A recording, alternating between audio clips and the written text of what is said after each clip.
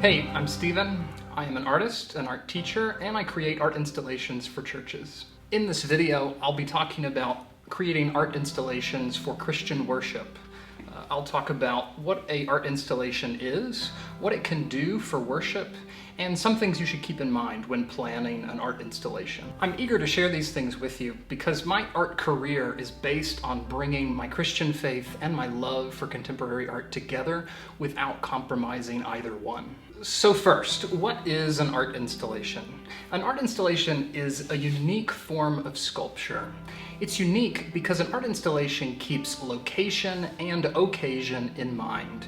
This is unlike, say, a sculpture an artist might create in their studio and then sell to just anybody and go put on any pedestal in anybody's house. Rather, an art installation is site-specific.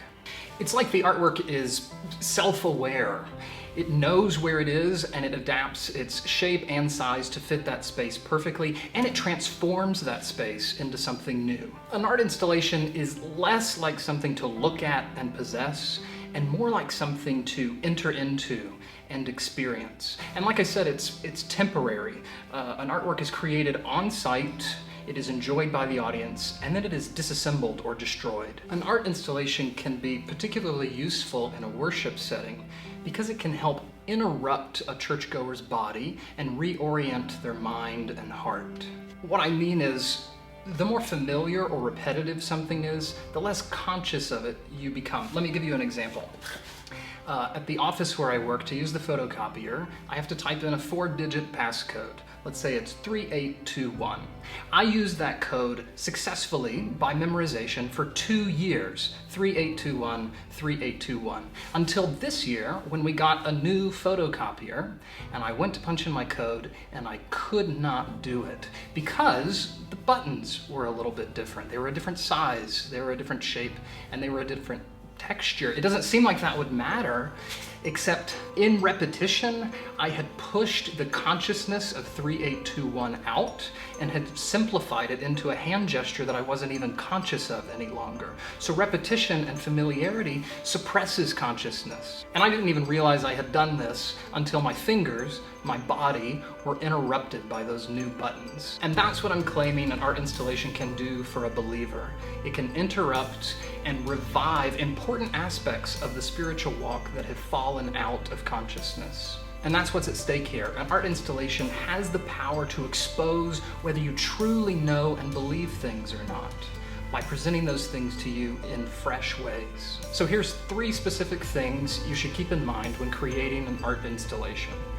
First, an art installation should make the familiar strange. When considering your medium, choose materials or objects that your audience is already familiar with, but present those materials and objects in new ways. I've built art installations out of tape measures, balloons, potted plants, spices. Take something people understand and use it to explain something they don't understand. It's like Jesus and his parables. He took material realities like mustard seeds and bread and lost sheep and used them to explain spiritual realities. When you make a familiar thing strange, you beckon the audience to consider that thing in a new way, hopefully a spiritual way.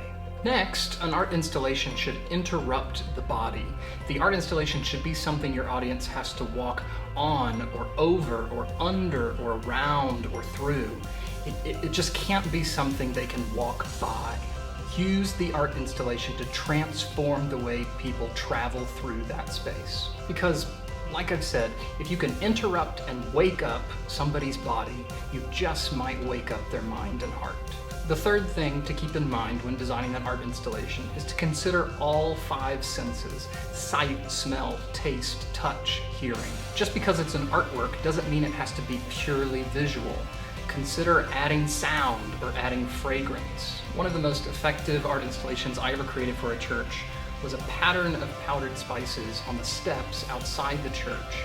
At the end of the service, the congregation was invited to walk on those spices as they were leaving, and those spices smelled really good. It was cinnamon, mint, and myrrh. And what that art installation did that sermon could not do was it filled the nostrils of the congregation and anointed the feet of the congregation with the good news that the gospel is a sweet aroma. Those spices were a tangible reminder of the spiritual reality that the gospel is good, sweet-smelling news that we carry with us out into the world.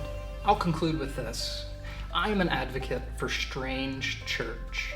And I don't mean strange in the sense that church should be chaotic or alienating. I believe that church should be strange enough to interrupt congregants' ordinary loves and lives, and I believe that strangeness can create paths to spirituality. Art can provide detours around cultural obsessions and small talk. An effective art installation is one that is interesting and demanding enough on the viewer to interrupt life as usual, or even better, religion as usual.